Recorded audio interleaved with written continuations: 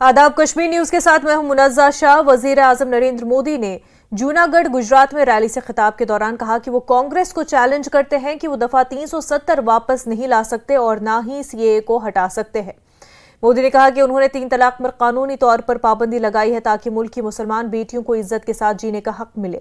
मोदी ने कहा कि उन्होंने कांग्रेस के शहजादे को चैलेंज किया है कि अगर उनमें हिम्मत है तो खुलकर कहें कि वो दोबारा तलाक सलासा को वापस लाएंगे।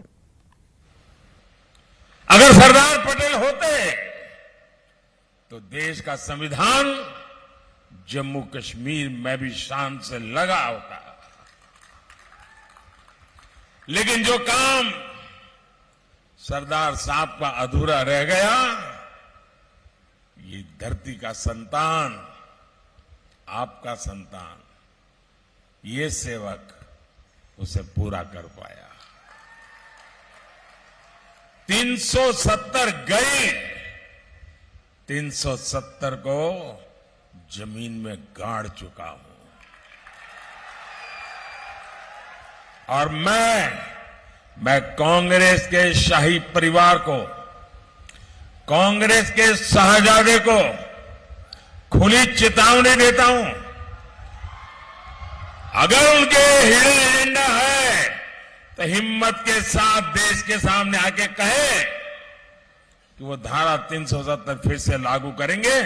मैं देखता हूं बाबा साहब आंबेडकर का अपमान करने की उनमें कितनी ताकत है। मैंने 3 तलाक कानूनी रूप से उस पर प्रतिबंध लगा दिया ताकि मेरे देश की मुसलमान बेटियों को सम्मान से जीने का हक मिले। कोई सरफरा 3 बार तलाक बोल दे और उस बच्ची की जिंदगी बर्बाद हो जाए, और सिर्फ बच्ची की नहीं, उसके मां बाप भाई बहन जिन्होंने उसको शादी करके ससुराल भेजा था, जब बेटी वापस लौटेगी तो उस परिवार का क्या होगा। मैं उन सब की रक्षा करना चाहता था और इससे मैंने 3 तलाक पर रोक लगाने का कानून बना दिया। मैं कांग्रेस को चुनौती देता हूं, शहजादे को चुनौती देता हूं, हिम्मत है तो खुल करके कहिए कि दोबारा 3 तलाक की मुक्ति दे देंगे और वोट के लिए 3 तलाक अलाउ कर देंगे। नेशनल कॉन्फ्रेंस के नायब सदर और बारामूला सीट से इंडिया अलायंस के उम्मीदवार उमर अब्दुल्ला ने डीसी ऑफिस बारामूला में अपने कागजात नामजदगी दाखिल किए हैं।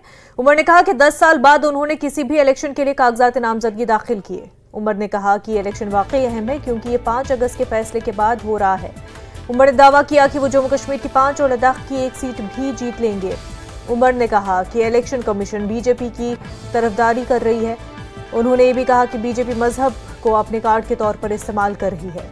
उमर ने इल्जाम लगाया कि इलेक्शन कमीशन इन सियासी जमातों के खिलाफ कोई कार्रवाई नहीं कर रही जो अब नफरत अंगेज तकारीर से इंतखाबी ज़ाब्ते इख्लाक की खिलाफ वर्जी करती है।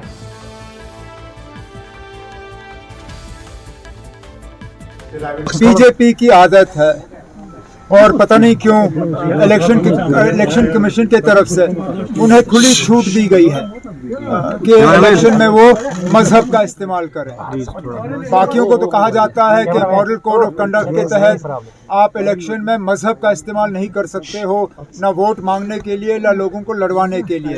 लेकिन ये मॉडल कोड ऑफ कंडक्ट जो है ये बीजेपी के दरवाजे तक पहुंचते पहुंचते इसको तहस नहस किया जाता है। आप जो भी देखें, बीजेपी के जो स्टार कैंपेनर्स हैं वो बार बार न सिर्फ मजहब का इस्तेमाल करते हैं बल्कि लोगों को अलग अलग जो है उनको तकसीम करने की एक लगातार कोशिश की जा रही है, चाहे वो मंगलसूत्र के नाम पे, चाहे ज़मीन के नाम पे, चाहे काउ स्लॉटर के नाम पे। और इस मुल्क में बदकिस्मती से नफरत फैलाने की कोशिश की जा रही है। और उस पार्टी के तहत जिस पार्टी के लीडर इस मुल्क के वजीर आजम वो थकते नहीं थे ये कहते हुए कि वो 140 करोड़ हिंदुस्तानियों की नुमाइंदगी करते हैं। अगर वाकई वो 140 करोड़ हिंदुस्तानियों की नुमाइंदगी करते हैं तो ये जो नफरत फैलाने की बात की जा रही है बिलखसूस। इस वक्त की बड़ी खबर आपको बता दें, पोलो व्यू श्रीनगर में चहल पहल। इलेक्शन कमीशन की जानिब से वोटिंग से मुतल्लिक बेदारी प्रोग्राम। माजी में यहां लोगों में खौफ रहता था। श्रीनगर शहर के कल्ब में वाक़ इस मकाम पर अब रौनक देखने को मिल रही है। तजदीदशुदा पोलो व्यू दिन भर सरगर्मियों का मरकज रहता है। तो काफी अहम खबर आप तक पहुंचा रहे हैं। पोलो व्यू श्रीनगर में चहल पहल देखने को मिल रही है। इलेक्शन कमीशन की जानिब से वोटिंग से मुतल्लिक बेदारी प्रोग्राम चलाया जा रहा है। आपको बताएं, माजी में यहां लोगों में खौफ रहता था। श्रीनगर शहर के कल्ब में वाक़ई इस मकाम पर रौनक देखने को मिल रही है। तजदीदशुदा पोलो व्यू दिन भर सरगर्मियों का मरकज रहता है। न्यूज़ 18 JKLH के सीनियर एडिटर तेजेंद्र सिंह सोढ़ी हमारे साथ जुड़ चुके हैं। पोलो व्यू की बात करें तो कैसी चहल पहल, कैसा मंजर देखने को मिल रहा है? देखिए मुनज़्ज़ा, एक टाइम ऐसा था जब यहाँ पर लोगों का चलना दुश्वार होता था और अभी जब से 370 को हटाया गया है, एक रीडेवलपमेंट जो की गई है पोलो व्यू की, वो आपके सामने विजिबल है। मैं अपने वीजे को कहूँगा कि वो आपको ये एक मंजर दिखाएं।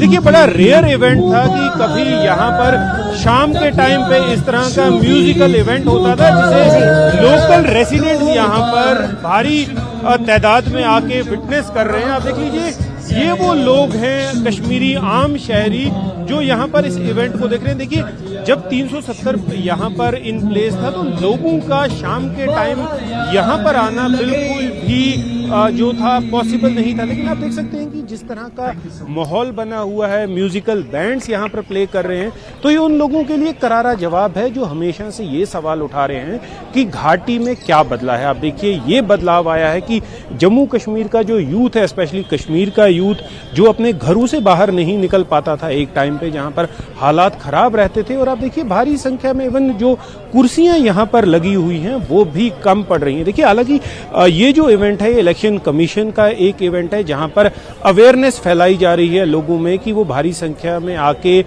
जो इलेक्शन प्रोसेस है उसमें हिस्सेदारी लें, वोट डालें। लेकिन इसमें जो पार्टिसिपेशन है वो ये दर्शाती है, अभी आप देखिए म्यूजिक बैंड प्ले कर रहा है। हालांकि मुनज़्ज़ा, ये जो प्रोग्राम है अभी पूरी तरह से शुरू नहीं हुआ है। 7 साढ़े 7 के करीब ये पूरा प्रोग्राम शुरू होगा। लेकिन जिस तरह से लोगों का एंथुजियाज्म है, आप देख लीजिए सारी कुर्सियां भरी हुई हैं, तो ये दर्शाता है कि कश्मीर के जो लोग हैं, जो पहले कत्लो गारत और वायलेंस के एक चक्रव्यूह में फंसे हुए थे, अब वो बाहर निकले हैं और सबसे बड़ी बात है चैन की सांस ले रहे हैं, बिना किसी खौफ के, बिना किसी डर के इस तरह के इवेंट्स में पार्टिसिपेट कर रहे हैं। अभी कुछ देर में यहाँ पर और बैंड भी हैं, वो आएंगे। मैं अपने वीजे से कहूँगा कि वो एक बार मेरे साथ स्टेज के पीछे आए। मैं आपको कुछ और मंजर दिखाना चाहता हूँ जो बड़ा रेयर होता है यहाँ पर। आप देख लीजिए कि कुछ लोगों को यहाँ पर ऐसे कॉस्ट्यूम लगाए गए हैं, उनसे यहाँ पर ये देखिए एक डिफरेंट टाइप ऑफ जो माहौल है यहाँ पर। मैं आपसे जानना चाहूँगा, क्या अवेयरनेस यहाँ पर आप फैला रहे हैं? ये एक कॉस्ट्यूम पहन के क्या मैसेज दे रहे हैं आप? जी देखें, ये जो अभी का प्रोग्राम यहाँ पे हो रहा है, ये डिस्ट्रिक्ट इलेक्शन ऑफिसर श्रीनगर की जानिब से हो रहा है। इसका मेन जो मकसद है वो यही है कि लोगों को अवेयर किया जाए वोटिंग के लिए। जैसा कि आप जानते हैं 13 मई 2000 आप मेरे को ये बताएं कि अभी जिस तरह से लोग शाम के टाइम पर यहाँ पर ये इवेंट को देख रहे हैं, तो क्या एक जो चेंज है वो नजर आ रहा है? वो जाहिर सी बात है, चेंज तो है। इसी वजह से आप गुनागुन लोगों को पा रहे हैं यहाँ पे। तो आप देखिए मुनिज़्ज़ा, इस वक्त लोगों का ये कहना है, देखिए ये जो यहाँ पर कॉस्ट्यूम पहन के आपको ये मंजर में यहाँ पर लोगों को अवेयरनेस फैला रहे हैं, इनका ये कहना है कि चेंज जो है जम्मू कश्मीर में वो विजिबल है। यहाँ का यूथ जो है जम्मू कश्मीर का, वो स्पेशली डेवलपमेंट चाहता है। जैसा कि आपने बताया, एक चेंज देखने को मिल रहा है। ऐसी सरगर्मियों में हमने देखा है यूथ पार्टिसिपेशन में काफी इजाफा हुआ है, तो इससे जो एक माइंड शिफ्ट हुआ है, एक जो माइंडसेट चेंज होता हुआ यहाँ पर दिखाई दे रहा है। अब बिल्कुल सही कहा मुनज़्ज़ा आपने। आप देख लीजिए कि यहाँ पर जो लोग पार्टिसिपेट कर रहे हैं इस इवेंट को देखने के आने के लिए, वो मोस्टली यहाँ का यूथ है जम्मू कश्मीर का। आप देख लीजिए अलग अलग इलाके से यूथ आ रहा है, और जो यहाँ पर परफॉर्म कर रहे हैं आप उनको भी देख लीजिए कि ये यहाँ के यंगस्टर्स हैं जिनके पास पहले कोई एवेन्यू नहीं मिलता था। आप देख लीजिए माइक पकड़ के जो लोग यहाँ पर ये म्यूजिक लोगों को सुना रहे हैं, एंटरटेन कर रहे हैं, ये जम्मू कश्मीर का यूथ है। और ये जो इनको अपॉर्चुनिटीज हैं ये अब मिलनी शुरू हुई है, क्योंकि पहले जिस तरह का यहाँ एक डर का माहौल रहता था, लोग अपने घरों में रहते थे, बाहर आने की अपॉर्चुनिटी नहीं मिलती थी। लेकिन आज ये लोग अपना जो परफॉर्मेंस है वो दे रहे हैं। पहले अगर आपको याद होगा इस तरह का कोई इवेंट होता था तो उनको थ्रेट दी जाती थी कि आप इवेंट करेंगे, आपको टारगेट किया जाएगा। लेकिन आज यहाँ का जो यूथ है वो बाहर आ रहा है, वो अपने जो उनका टैलेंट है उसका मुजाहरा कर रहा है लोगों के सामने। तो ये चेंज है मुनेजा जो सामने 5 अगस्त 2019 के बाद आया बिल्कुल है। तेजेंद्र, और इस तरह की सरगर्मियां नौजवानों के लिए इसलिए भी काफी अहम हो जाती हैं क्योंकि आपको एक माहौल में इस तरह की सरगर्मियां मिले तो आपकी मेंटल हेल्थ भी काफी बेहतर रहती है। जैसा कि हमने पहले देखा था कि डिटेरियोरेट हो रही थी लोगों की, नौजवानों की मेंटल हेल्थ, और उस वजह से मंशियात की तरफ भी फिर ज्यादा लोग रागिब हो जाते हैं। तो ऐसे में ये सोशल एक्टिविटीज जो है नौजवानों के लिए और भी ज्यादा अहम हो जाती है। देखिए मुनिजा, पहले अगर आप कंपेयर करेंगे, जब भी हमने यूथ से बात की, यहाँ पर ड्रग का मैनेस बहुत ज़्यादा हो चुका था। लोग यूथ को रेडिकलाइज किया जाता था एंटी नेशनल या एंटी सोशल एक्टिविटीज़ के लिए, क्योंकि यूथ के पास यहाँ पर अपॉर्चुनिटीज़ नहीं थी, एवेन्यूज़ नहीं थे। इस तरह के जो एवेन्यूज़ हैं जहाँ पर जम्मू कश्मीर, स्पेशली कश्मीर वैली के जो यूथ हैं उन्हें अपना टैलेंट दिखाने का मौका मिल रहा है, लोगों के सामने परफॉर्म करने का मौका मिल रहा है। और ये देखिए सिचुएशन जो पहले नहीं थी। देखिए मैंने वो टाइम भी जम्मू कश्मीर से रिपोर्ट किया, स्पेशली कश्मीर से, जहां पर इस समय पूरा मार्केट जो है वो बंद हुआ करता था। लोग बाहर नहीं निकलते थे डर के मारे कि कहीं ना कहीं कोई ऐसा खुदा ना खास्ता कोई ऐसा अटैक हो जाए, कोई ऐसा मिसहैप हो जाए, कोई ऐसा सान्या हो जाए। तो लोग हमेशा प्रेफर करते थे अपने घरों के अंदर जाके वहां पर पीसफुली रहना। लेकिन अभी आप देख लीजिए कि अभी शाम का टाइम है, अंधेरा हो रहा है, लाइटें ऑन कर दी गई हैं, लेकिन अभी आप देख लीजिए कि कितनी पार्टिसिपेशन है यहाँ पर, लोग यहाँ इकट्ठे हुए हैं। और अभी मुनेजा इंपॉर्टेंट चीज ये है बताने के लिए कि अभी इवेंट जो है वो फॉर्मली शुरू नहीं हुआ है। यहाँ पर कुछ ऑफिसर्स आएंगे इलेक्शन कमीशन के, वो इस इवेंट को देखेंगे। अभी तो एक रिहर्सल चल रहा है। तो ये दर्शाता है कि किस तरह का जो चेंज है वो ग्राउंड पे विजिबल है। बिल्कुल, और इस तरह के इवेंट से जो कश्मीर के नौजवान हैं उनको एक प्लेटफॉर्म भी मुहैया होता है कि जो एक प्लेटफॉर्म की कमी रहती है कश्मीरी नौजवानों को, खासतौर से जो कश्मीरी फनकार है, आर्टिस्ट है, हर वक्त एक डिमांड रहती है कि हमारे पास एक सही प्लेटफॉर्म्स नहीं हमें मिलते हैं। इस वजह से हमारे नौजवानों को दूसरे रियासतों में जाना पड़ता है अपना आर्ट, अपनी कला का प्रदर्शन करने के लिए, उसको शोकेस करने के लिए और निखारने के लिए। लेकिन वो एक चेंज हम भी देख रहे हैं यहाँ पर कि प्लेटफॉर्म भी मुहैया अब हो रहा है यहाँ के नौजवानों को। बहरहाल तेजेंद्र सिंह सोढ़ी, बेहद शुक्रिया आपका। खबरों का सिलसिला जारी रहेगा, लेकिन उससे पहले एक छोटा सा ब्रेक।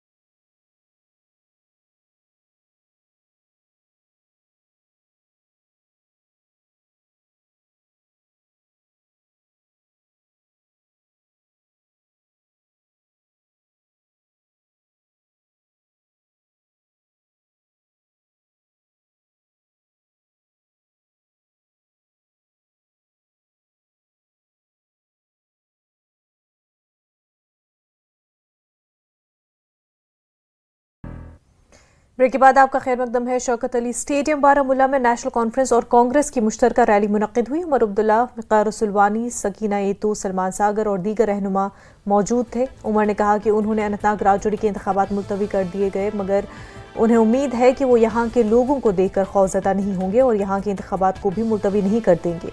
उमर ने कहा कि अगर वो बारामूला में भी इंतखाबात मुलतवी करते हैं तो करें, मगर जीत एनसी की ही होगी। उमर ने कहा कि उनका मुकाबला किसी फर्द से नहीं बल्कि आरएसएस से है। उन्होंने कहा कि वो अपने हकूक, अपनी शनाख्त, अपने मुस्तकबिल के लिए लड़ रहे हैं। उमर ने यह भी कहा कि वो 20 साल बाद पार्लियामेंट का इलेक्शन लड़ रहे हैं, मगर उन्होंने पहली बार ऐसा हुजूम देखा है। लद्दाख में कांग्रेस में लड़ाई पर उमर ने कहा कि वो इंडिया अलायंस का हिस्सा है और उन्हें उम्मीद है कि कांग्रेस सूरत हाल को हल करने में कामयाब हो जाएगी और एक मौजूद उम्मीदवार सामने आएगा।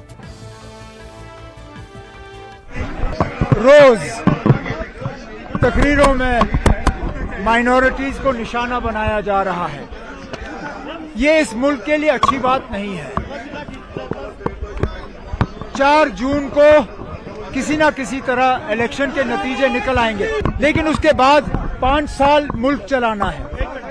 नफरत इस तरह फैला के मुल्क को कैसे चलाओगे? आखिरकार जो वजीर आजम हुकूमत में रह के ये दावा करते हैं कि वो 140 करोड़ हिंदुस्तानियों की नुमाइंदगी करते हैं, तो कम से कम इलेक्शन के दौरान उनको इन 140 में से जो 14% आबादी है उनको इस तरह नजरअंदाज नहीं करना चाहिए। बाबा साहब अम्बेडकर की बनाई हुई ये जो विरासत है उसको बीजेपी इस तरह मतलब उसके साथ खिलवाड़ कर रहे हैं, ये बड़े अफसोस की बात है और मुझे लगता है मुल्क के लोगों को इस पे सोचना चाहिए। हालांकि जो 400 सीटों की बात चल रही थी वो पहले फेज से पहले की बात थी। 2 फेजों के बाद शायद बीजेपी वाले अब 400 की बात नहीं कर रहे हैं। इंशाल्लाह जैसे जैसे फेज बढ़ते जाएंगे उनकी सीटों की तादाद कम होती जाएगी। दिल्ली ने इन सब सियासी ताकतों को अगर एक साथ लाया है तो नेशनल कॉन्फ्रेंस को हराने के लिए। अगर अनंतनाग की सीट जो है उसको पोस्टपोन की गई, वो दिल्ली और बीजेपी को फायदा पहुंचाने के लिए की गई है।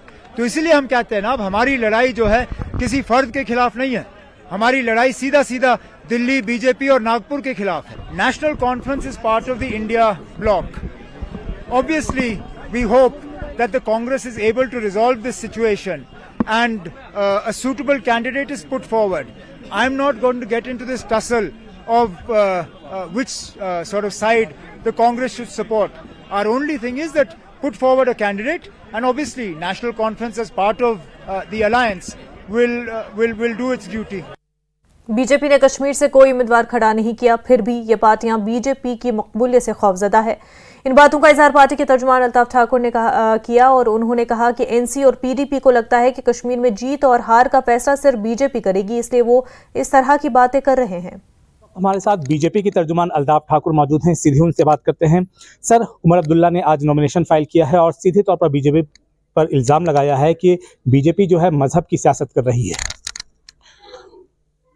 देखिए, उमर साहब का बार बार बीजेपी पे टारगेट करना या दूसरी जो रीजनल पार्टीज है कश्मीर में बीजेपी पे टारगेट करना, जबकि वो जानते हैं कि भारतीय जनता पार्टी ने कश्मीर से कोई कैंडिडेट नहीं उठाया है। उसके बाद भी डायरेक्ट आप देखिए कोई भी जलसा, कोई भी सुपेर, डायरेक्टली वो बीजेपी को यहां हिट करते हैं या बीजेपी के खिलाफ बोलते हैं। इसका सीधा सा मतलब है कि खौफ और दहशत इन पार्टियों में फैला हुआ है, क्योंकि कश्मीर से जीत और हार जो डिसाइड करेगा वो भारतीय जनता पार्टी का काडर डिसाइड करेगा। यही वजह है कि मैक्सिमम आप चाहे नेशनल कॉन्फ्रेंस हो या पीडीपी हो, वो भारतीय जनता पार्टी को कश्मीर में टारगेट कर रहे हैं कि इवन कि हमारा अपना कोई कैंडिडेट है नहीं। उसके बाद भी टारगेट भारतीय जनता पार्टी को करना सीधा सा मतलब है कि खौफ और दहशत जो उनमें फैली हुई है और उनको लग रहा है और उनको दिख रहा है कि भारतीय जनता पार्टी ही यहाँ हार और जीत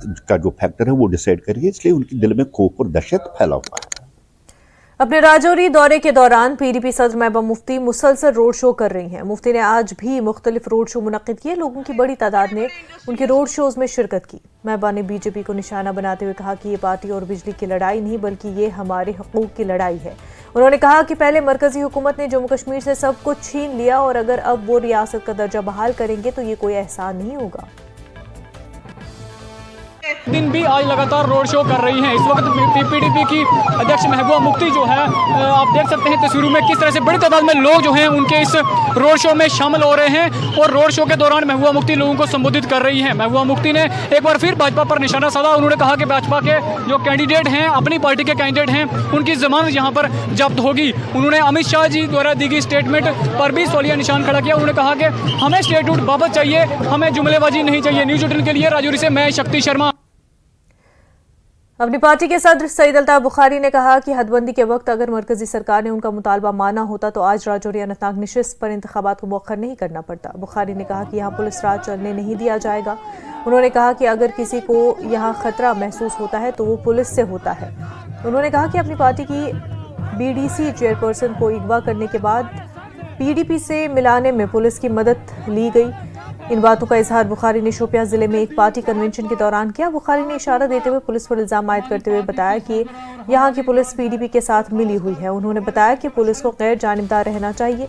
बुखारी ने लोगों को बताया कि वो आने वाले इंतखाबात में अपनी पार्टी को कामयाब करेंगे और उनके हमरा पार्टी के उम्मीदवार जफर मनहास भी थे। अल्ताफ बुखारी ने प्रेस कॉन्फ्रेंस की कि हमारे साथ ज्यादती हुई है, डिलिमिटेशन में हमारे साथ ज्यादती हुई। मैं आज भी कहता हूं और कल भी कहूंगा, हमेशा कहूंगा। मैं उस वक्त भी कहता था ये जो आपने अनंतनाग राजौरी कॉन्स्टिट्यूंसी बनाई है, ये हमारे सीने के दो चाकिए हैं। कल भी कहा, आज भी कहा, इसीलिए आज मांगना नहीं। वो तो देखो भैया, जहां गलत करेंगे मैं तो माफ किसी को करूंगा नहीं, मैं तो सीधा बात करूंगा। आपको तो डर है, मुझे तो कोई डर नहीं है। मुझे क्या डर है? पुलिस पे आपने निशाना लगाया। मैंने गलत डाला था, मुझे बताओ ना। वो कुक बेचारा क्यों बंद है, उसकी क्या गलती है? तो आप मानते हैं कि जो पीएसए आपकी पार्टी में थी किया गया, उसको अगवा किया गया है। वो तो हमें क्या पता है? पुलिस को पता हमें देना चाहिए कहाँ गई, हमें क्या पता है? पीएपी के सरबराह गुलाम नबी आजाद ने पुंछ में अनंतनाग राजौरी लोकसभा हल्के से पार्टी के उम्मीदवार एडवोकेट सलीम अहमद परे के लिए एक रोड शो किया। आजाद के साथ पार्टी उम्मीदवार सलीम परे, आरिस चेब, अशोक शर्मा और दीगर मौजूद थे। आजाद ने अपोजिशन पार्टियों को निशाना बनाते हुए कहा कि जिन लोगों ने बीजेपी के साथ हुकूमत बनाई, वाजपेयी के दौर में वजीर रहे, वो उनको क्या बताएंगे कि वो क्या है। आजाद ने कहा कि उनका किसी से कोई इत्तेहाद नहीं है और वो एक आजाद जमात है और आजाद रहेंगे। अब ये कांग्रेस वालों से पूछे, बीजेपी ने खड़ा यहाँ किया कि नहीं जाना, ये बीजेपी बताएगी। एनसी में और महबूबा जी एक गठबंधन का हिस्सा थे। वो आहिस्ता आहिस्ता जैसे बूढ़े को एक दांत निकलता है तो पहले उसका लौन साहब थे, वो निकल गए, फिर एक महबूबा जी निकल गई, अब दूसरा एक ही दांत रहा है, वो कब निकल जाएगा? तो ये उनकी मर्जी है। मेरा अलायंस न लेफ्ट से था, न राइट से था, न सेंटर से था। हमारी पार्टी आज़ाद है, हम सोच हमारी आज़ाद है, हम इंडिपेंडेंट सोच से और न किसी पॉलिटिकल के साथ अंदर से न बाहर से हमारा अलायंस नहीं है। बीजेपी में मुख्यमंत्री बीजेपी की, वो बीजेपी की मुख्यमंत्री उनके वालिद साहब और बीजेपी का मैं हो गया। अपने आप से पूछे, उमर साहब बीजेपी के 6 साल मंत्री, अरे कम से कम कैसे ये बोलते हैं सब लोग? मैं अगर रहा होता तो मैं बुरके में चलता, ये कफन फाड़ के चलते हैं। खुद बीजेपी के साथ 6-6, 7-7 साल हुकूमत करते, उनके वोट से उल्टे चोर कोतवाल को डांटे। मैं खबरों का सिलसिला जारी रहेगा, लेकिन उससे पहले एक छोटा सा ब्रेक।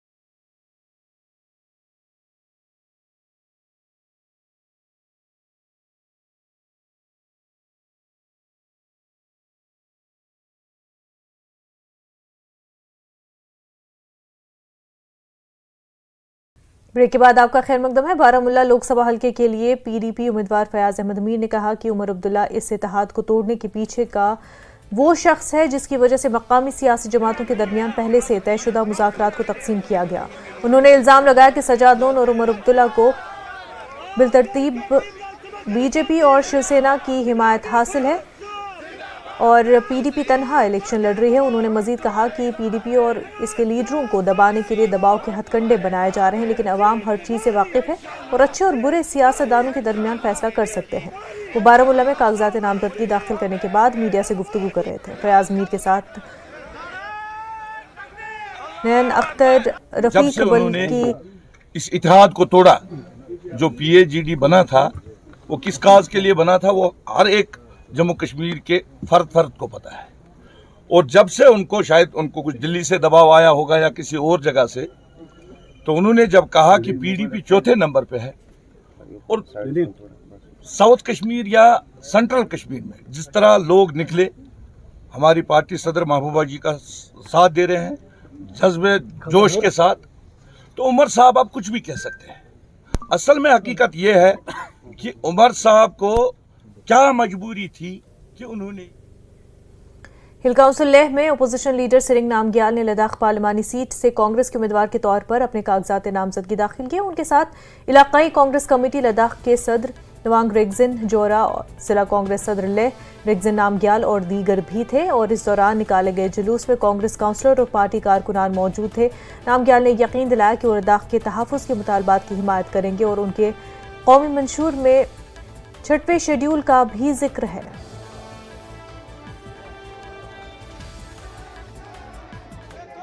लद्दाख को एक राज्य देने की बात हो, 6वें शेड्यूल की बात हो, नौजवानों के लिए रोजगार की बात हो और लेह और कारगिल के लिए अलग अलग लोकसभा कॉन्स्टिट्यूंसी की सीट दिलाने की बात हो, ये सारे बड़े बड़े मुद्दे हैं और उसको हम पूरी कोशिश करेंगे, पूरी जोरदार तरीके से, अगर चाहा ऊपर वाले की दुआ से, आप लोगों की दुआ से, हम उसको हर लिहाज पर, हर पटल पर, हर लेवल पर इसको जोरदार तरीके से हम उठाने की कोशिश करेंगे। मैं ज़्यादा नहीं कहना चाहूँगा। बहुत बहुत शुक्रिया आप लोग यहाँ पर आए, सारे मीडिया के बंदे हमारे यहाँ पर आप आए हैं, आप लोगों के माध्यम से सबको जुले, सबको सलाम संभाला जुले। सर बीजेपी के मैनिफेस्टो में भी 6 शेड्यूल, तो आपके मैनिफेस्टो में जी जी जी बिल्कुल बिल्कुल बिल्कुल। तो लोगों का जिस तरह का विश्वास रहा है एपेक्स और केडी आने के बाद 6 शेड्यूल की जो डिमांड है और लद्दाख की सेफगार्ड की जब वो बात कर रहे थे, तो कांग्रेस पार्टी किस तरह खड़ी उतरेगी इस सेफगार्ड को लेकर? हाँ बिल्कुल बिल्कुल, हाँ बिल्कुल, आपने सही फरमाया आपने।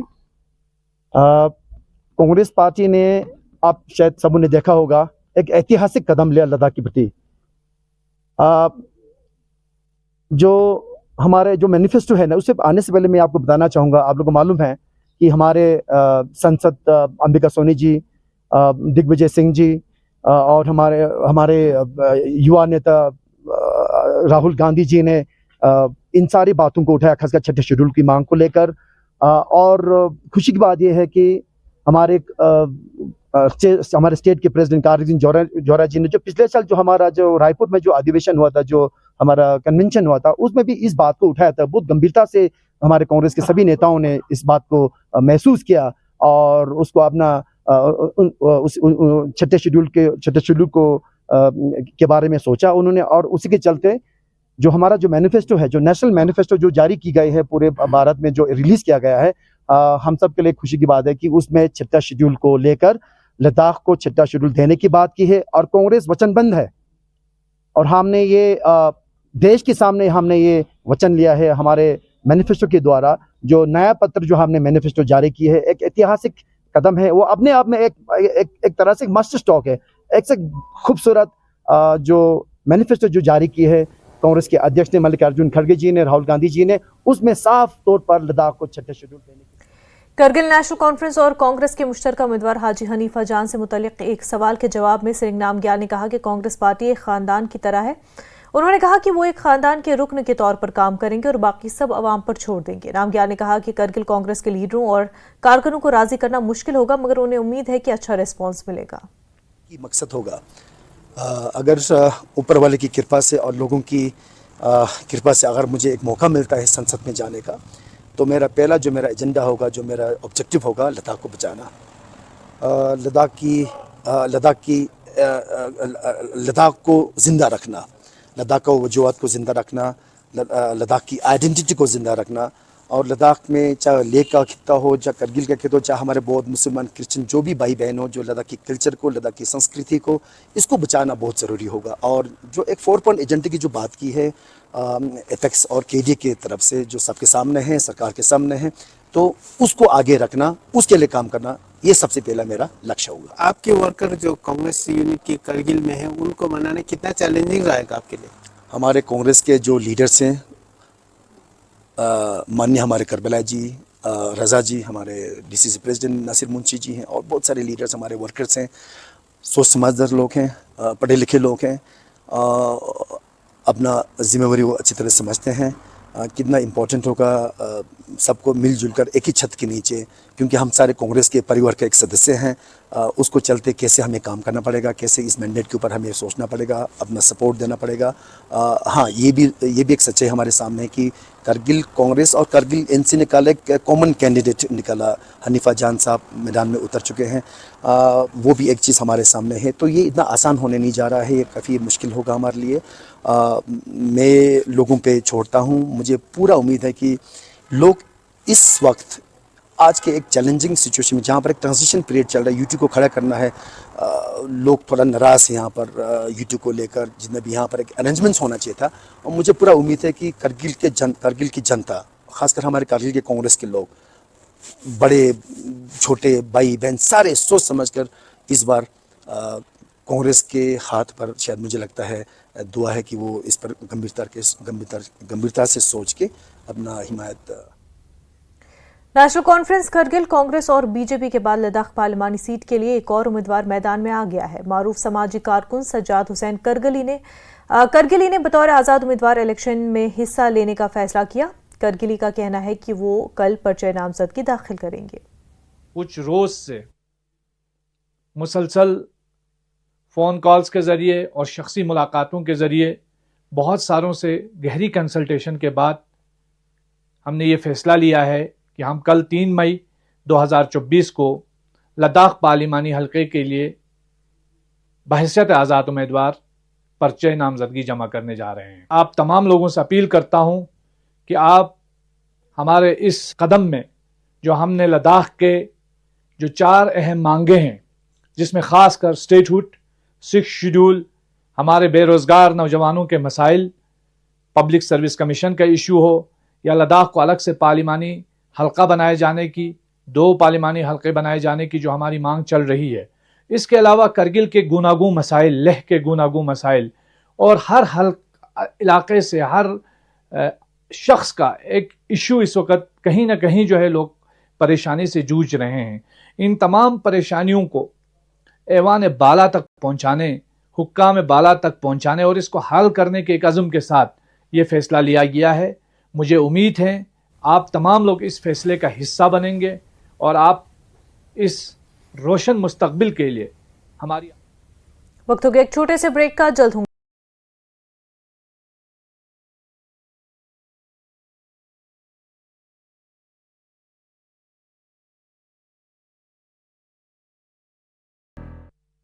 कानूनी एमएसपी राहत बचाव कार्यों की जानकारी, सड़क संपर्क, पेयजल और बिजली आपूर्ति जल्द से जल्द बहाल करने के निर्देश।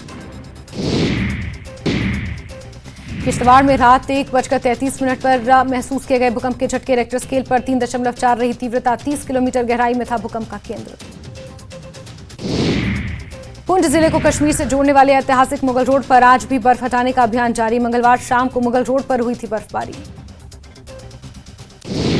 बंगाल में चुनाव प्रचार करने पहुंचे केंद्रीय मंत्री डॉक्टर जितेंद्र सिंह, हावड़ा लोकसभा की चुनाव प्रबंधन समिति की कोर कमेटी की बैठक में लिया हिस्सा। लद्दाख से बीजेपी के उम्मीदवार ताशी ग्याल्सन ने किया नामांकन, अपने समर्थकों के साथ और हजारों कार्यकर्ताओं के साथ पहुंचे। रूट्स इन कश्मीर के प्रवक्ता अमित रैना ने आर्टिकल 370 पर पुनर्विचार याचिका को लेकर दिया बयान, कहा कयामत आ सकती है लेकिन 370 वापस नहीं आ सकता। 85 वर्ष से ऊपर के लोगों और पीडब्ल्यूडी मतदाताओं के लिए 3 दिवसीय घरेलू मतदान 90 एससी मेंढर में आज से होगा शुरू। 256 मतदाता करेंगे घर से मतदान। 195 बुजुर्ग और 61 पीडब्ल्यूडी मतदाता डालेंगे वोट।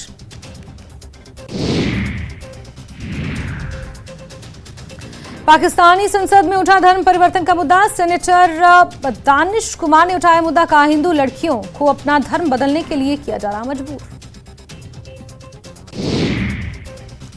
बीजेपी ने पुंछ जिले के प्रवक्ता सतीश भार्गव को किया निष्कासित। नवरात्रि भाषण के लिए किया गया निष्कासित। न्यूज 18 के इंटरव्यू में बोले प्रधानमंत्री मोदी, हमारा विजन क्लियर, 2047 तक भारत होगा विकसित राष्ट्र। तीसरे कार्यकाल में भारत को बनाएंगे दुनिया की तीसरी अर्थव्यवस्था। प्रधानमंत्री के साक्षात्कार पर पीडीपी राज्य सचिव की प्रतिक्रिया, कहा सभी जानते हैं बीजेपी के विकास के दावों की हकीकत। स्मार्ट सिटी तो बन गई लेकिन पूरा शहर पानी में डूबा है। बीजेपी ने दी बेरोजगारी।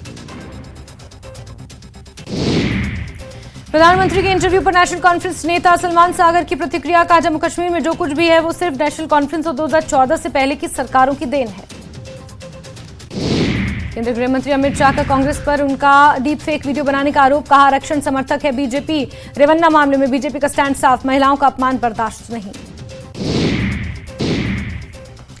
उधमपुर के बसंतगढ़ में 3 दिन पहले हुए आतंकी हमले के बाद कठुआ के बनी इलाके में एक बड़े ग्रुप में देखे गए आतंकी। बनी के डगर गांव में दिखे आतंकी, ड्रोन के जरिए स्पॉट किए गए आतंकी। इलाके में चॉपर्स के जरिए भी नजर पैरा।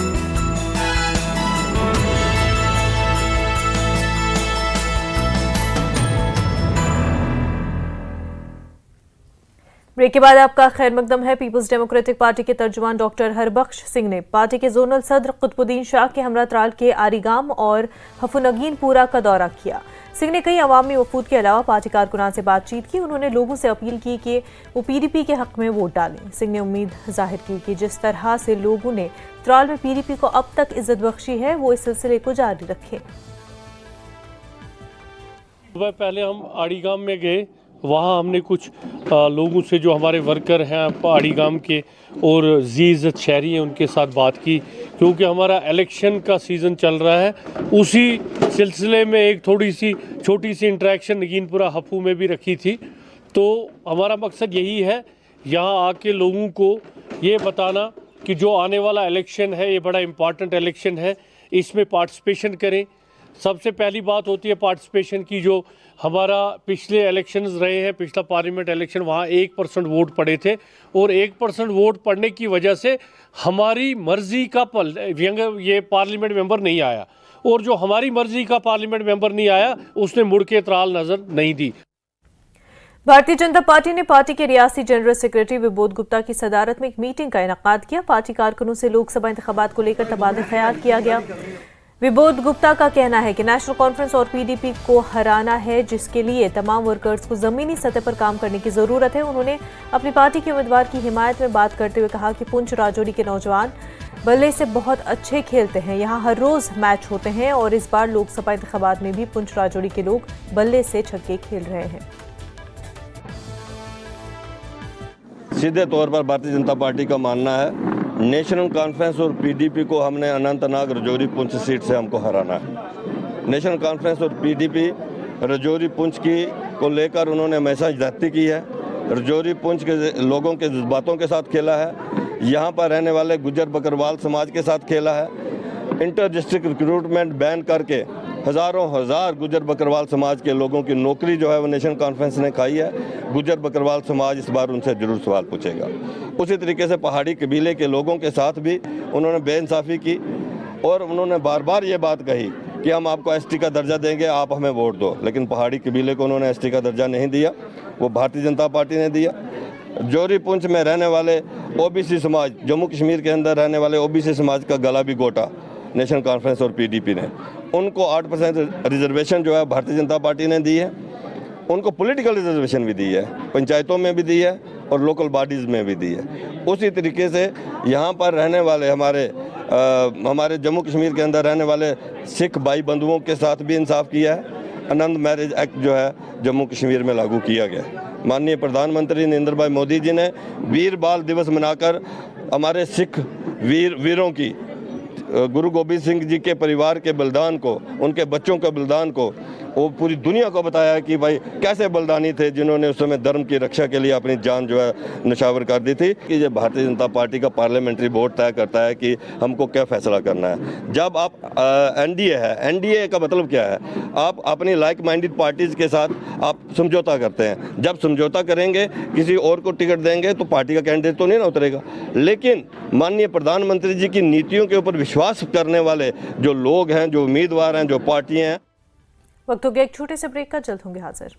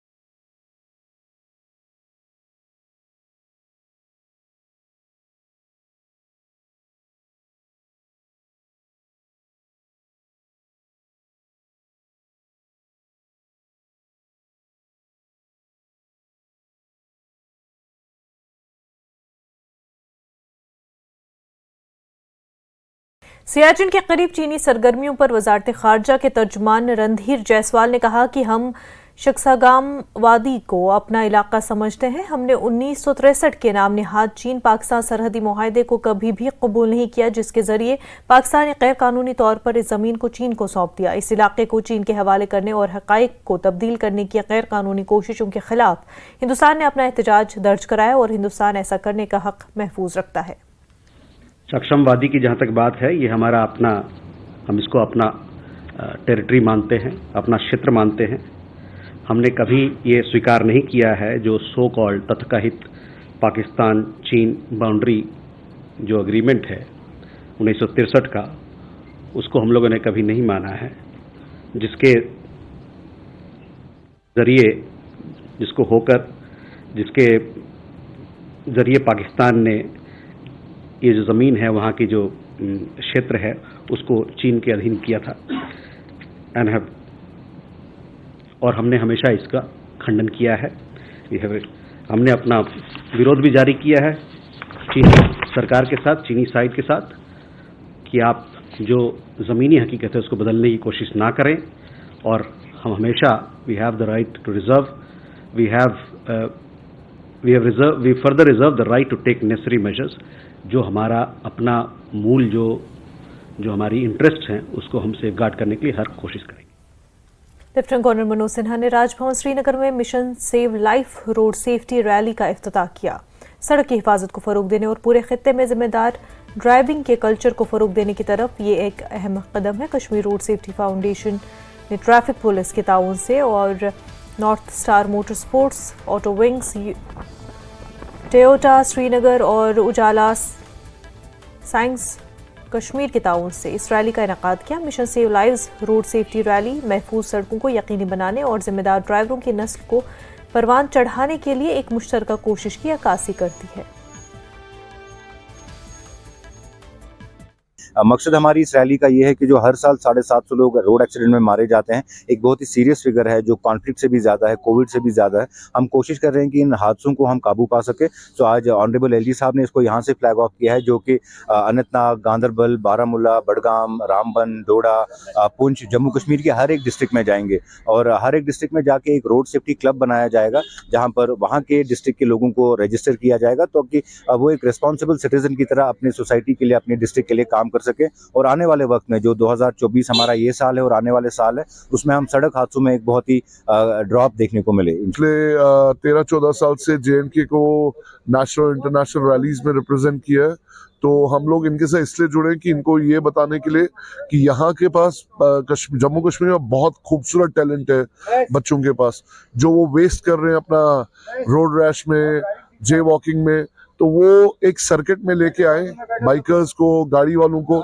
सर्किट में एप्रिसिएशन और बड़ी बड़ी कंपनीज उनको हायर करेगी, उससे स्टेट उनको अप्रिशिएट करेगी। अवेयरनेस कम ट्रेनिंग प्रोग्राम रहेगा जिसमें हम सारे डिस्ट्रिक्ट्स कवर कर रहे हैं। एज उजाला सिग्नस कश्मीर हम इसमें एज ए हेल्थ पार्टनर है, जहां पे हमारी एम्बुलेंसेस, इक्विप्ड एम्बुलेंस, हमारा डॉक्टर, हमारी टीम, मेडिक टीम हर डिस्ट्रिक्ट में जाएंगे और ये अवेयरनेस देंगे कि रोड ट्रैफिक एक्सीडेंट से कितना डिज़ास्टर होता है एक फैमिली को जब एक फैमिली का मेंबर चला जाता है। अगर हम स्टैटिस्टिक्स की बात करें तो इंडिया में पूरी दुनिया की 1% गाड़ियाँ हैं और यहाँ पे एक्सीडेंट जो होते हैं वो 6% है, मतलब इसका 6 टाइम्स ज़्यादा एक्सीडेंट का 2001 और 2022-23 में अगर देखें तो 12 से 14% एक्सीडेंट्स और बढ़ गए।